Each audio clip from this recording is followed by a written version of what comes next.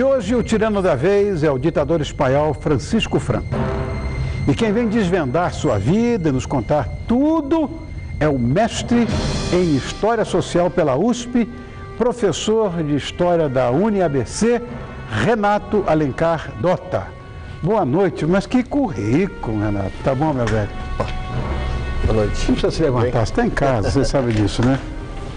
Bom, nós estávamos falando sobre, aqui em off, né?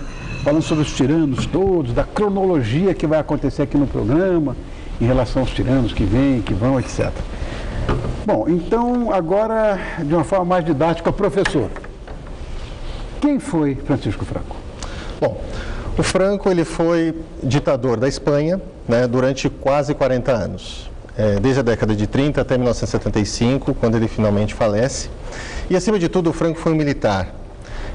Toda a carreira dele foi em cima do exército espanhol, os seus irmãos eram militares, o seu pai tinha sido militar, e a região onde ele nasceu na Espanha, no noroeste da Espanha, na Galiza, era uma região que forneceu muitos soldados para o então decadente Império Espanhol. Então, o exército foi a vida desse homem.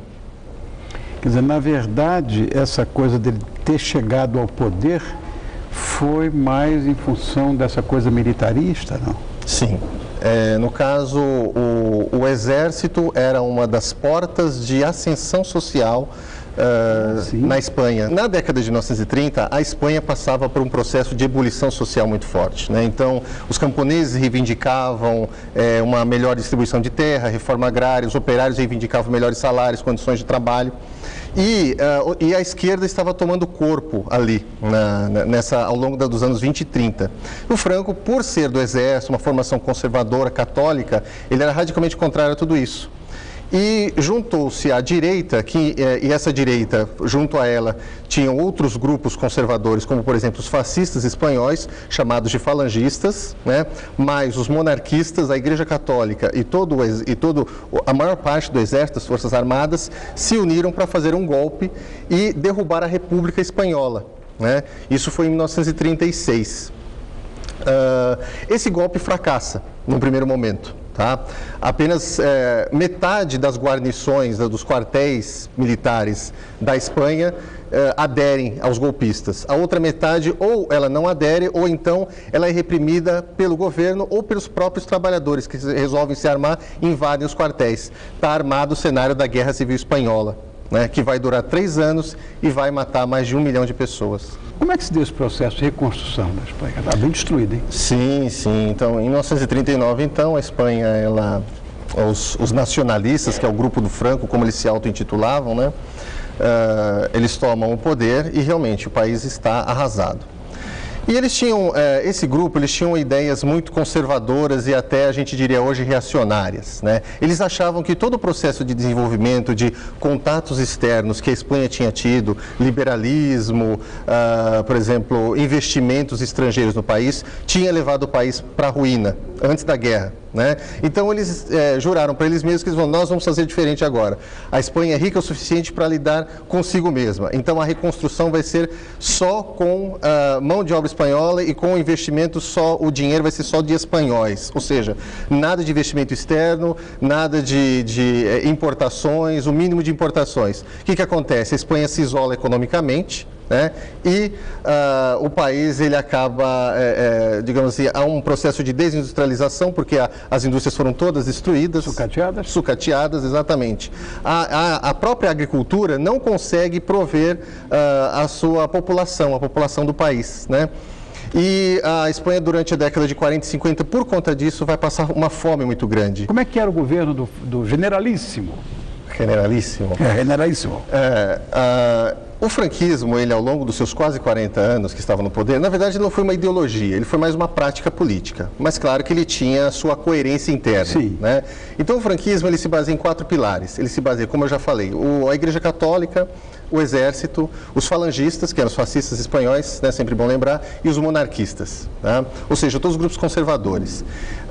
Ao longo desses quase 40 anos, uns grupos ou outros vão se sobressair, né? Por exemplo, os falangistas, por essa aproximação ao fascismo, então, a questão do corporativismo, a questão do imperialismo, né? Então, com o final da Segunda Guerra Mundial, esse grupo vai cair em descrédito, então eles vão ser afastados do poder. E as suas políticas, como, por exemplo, essa política autárquica, né, que eu falei do início, ela também vai ser substituída por uma outra mais liberalizante, e aí vai acabar tendo uma abertura, né? Uma abertura econômica, né? Não política, mas uma abertura econômica. E vai tomar vai tomar o lugar deles um outro grupo mais próximo da Igreja Católica, um que, aliás, é bem conhecido hoje em dia e que, na verdade, nesse momento teve o seu primeiro momento de poder, que é a Opus Dei. Opus Dei. Isso. Então, a Opus Dei ela vai ter um papel na modernização conservadora da Espanha a partir dos anos 60. E ela vai se aproximando um pouco do que seriam as ditaduras, o franquismo no início parecia mais um governo fascista, e depois vai aparecer mais com essas ditaduras da América Latina. Agora, ele também se consolidou com a promulgação de leis, novas leis. Que leis foram essas? Então, na verdade, as leis no governo franquista, o Estado espanhol tinha suas leis, obviamente, né? Mas a característica do franquismo é assim, o poder estava muito centralizado na figura do próprio caudilho. O Franco, desde 1936, desde o início da Guerra Civil, concentra-se na figura dele, os seus admiradores, né? Porque o Franco ele era muito popular dentro do exército. Então ele conseguiu fazer com que houvesse toda uma concordância em torno da figura dele, um culto à personalidade, e toda a vontade do líder, do caudilho, seria a lei nacional. Então, as leis, no caso, as leis da Espanha, né, durante o período franquista, elas tinham importância apenas as que não tinham digamos, um contato direto, um interesse direto do Francisco Franco. Mas, por exemplo, o poder dele era praticamente ilimitado, num certo sentido. Por exemplo, você não tinha um parlamento, você tinha as cortes da Espanha, né, que tinham um poder meramente consultivo.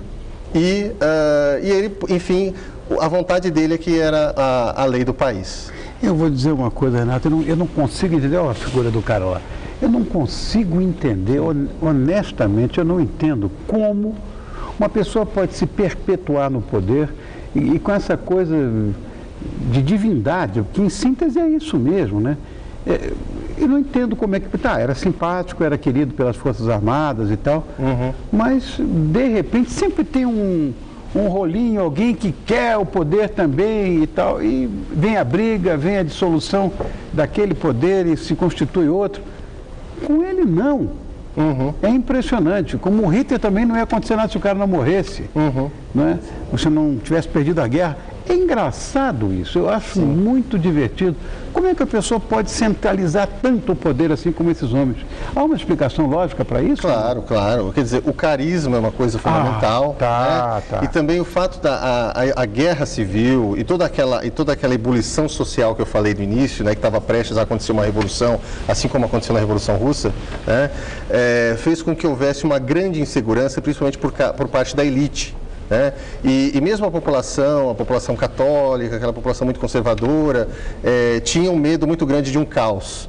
E quando você tem o caos na sua iminência, você se apega à primeira coisa que você vê. Se você vê um líder carismático, é o que aconteceu no caso do Hitler, Mussolini, de outros líderes, Stalin mesmo, né? Dessa série aqui, inclusive. É verdade, você vê, o próprio Hitler tirou a Alemanha da mais profunda miséria e colocou na primeira potência do mundo. Sim. Os caras se agarram a isso, é lógico. Exato. Né? Bom, aqui no Brasil, o povo não foi para a rua pedindo a deposição do Jango? Sim. O povo foi todo para a rua, quer dizer, vieram os militares, adoraram o poder, ficaram durante muito tempo. É isso aí, enfim. Agora, o reconhecimento do regime parece que aconteceu só na década de 50, né? Então, o que acontece, exato, na década de 50 tem o fenômeno da Guerra Fria. Né? Então, como eu falei, havia uma grande proximidade, uma grande simpatia do Franco pelos regimes de caráter fascista. Ele acabou se tornando amigo pessoal do Mussolini, do próprio Hitler. Né? Embora não entrou na Segunda Guerra Mundial ao lado desses líderes, ele se manteve oficialmente neutro.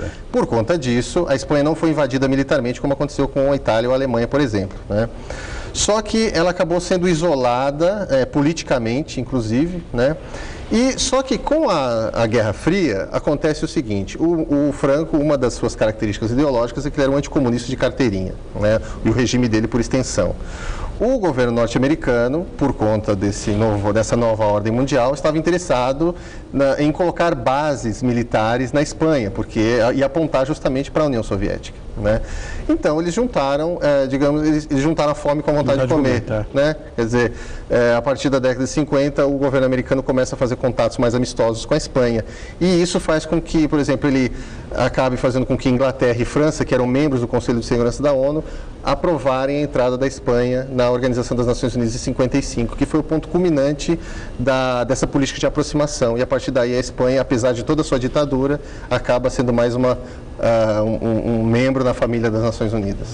Agora, como é que se deu a decadência do governo do Franco? Quem o sucedeu? Nós sabemos, é bom que a gente toque no assunto. O monarquista é monarquista. Sim, exatamente. Então, o caso dessa decadência, ela se dá pelo seguinte, né? Como eu falei, a partir do final dos anos 50 e com a ascensão desse pessoal, desses tecnocratas da Opus Dei, essa modernização conservadora vai causar uma coisa que eles não queriam que acontecesse. Quer dizer, você começa a ter uma população mais consciente, mais politizada, e os estudantes começam a protestar e pedindo uma abertura maior do regime. Ao mesmo tempo, você tem os operários, depois de passado todo aquele problema da guerra civil e da recuperação, os operários também começam a reivindicar melhores salários e condições de trabalho. Além disso, um problema que sempre teve na Espanha e que durante algum tempo o Franco abafou, que é a questão das nacionalidades locais, bascos, catalães, galegos, né? E esse pessoal volta a pedir uma maior autonomia, né? E começam a surgir inclusive grupos terroristas como o ETA, que surge nessa época, no final do governo franquista. Além disso, a própria decadência física do caudilho, né? Quer dizer, ele está envelhecendo, está se tornando senil, e como a pessoa dele era muito importante para o regime, acaba se refletindo no próprio regime essa senilidade.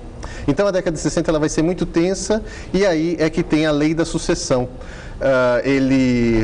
E é uma coisa curiosa, e a gente vê uma coisa curiosa do regime franquista. O Franco, ele, de certa forma, ele toma o poder, ele sobe, né, como caudilho, tem todo esse poder, com o poder de restaurar a monarquia, já que ele é apoiado pelos monarquistas. Um dos nomes oficiais da Espanha era Reino de Espanha, durante o governo franquista, que não tinha rei nenhum, né?